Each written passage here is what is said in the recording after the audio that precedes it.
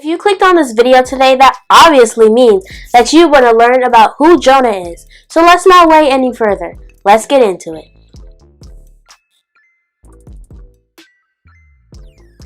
The story of Jonah shows us that we can't hide from God, and this is why.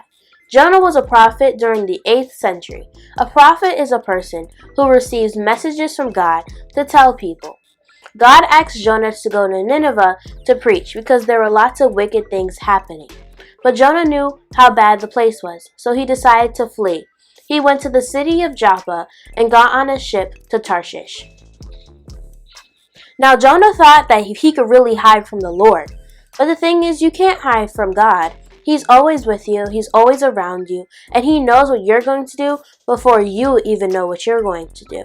So the Lord sent a great wind on the sea, and the ship started to break apart. But while all this was happening, Jonah was asleep. The other men on the ship were throwing things off so that it could have a less chance of drowning. They told Jonah to pray to God so that everything would be okay. But then they soon realized that all of this was happening because of Jonah. They figured Jonah upset God. But Jonah didn't want to tell them what he did, so he told them to throw him in the water. They didn't want to, but they knew it was the Lord's plan, so they did. And then the Lord caused a big fish to swallow up Jonah. Lots of people assume that it's a whale because a whale is a big fish, but the Bible doesn't say what particular animal it was. But most people believe that it's a whale.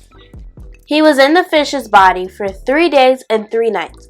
He prayed to God that He will help him and thanked Him for his salvation. And then the fish spit him out. Once again, God asked Jonah to go preach in Nineveh, and he said yes. It took him 3 days to get there. He preached and told them that their city would be destroyed in 40 days. They believed in God, so they announced that they wouldn't eat. And to show how upset they were, they put on rough cloth.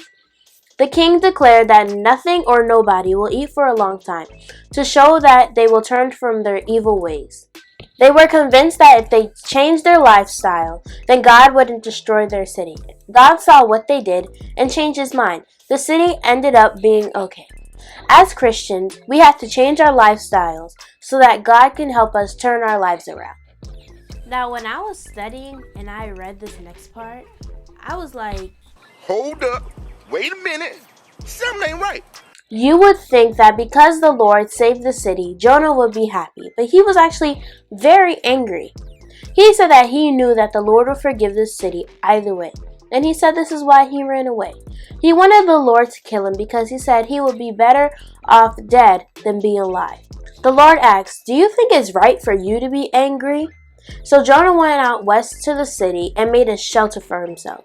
The Lord made a plant grow quick so that he could have something over his head. Then, in the next morning, he sent a worm so that it can kill the plant. So then, Jonah's head became very hot from the sun. Then Jonah said,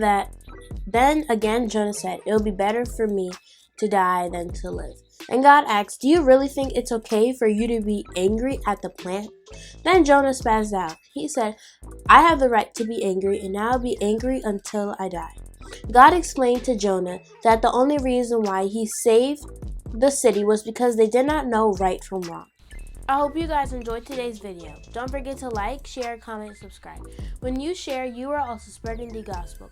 I will put all my social media links down in the description box below. Next week, we'll be learning about Joseph.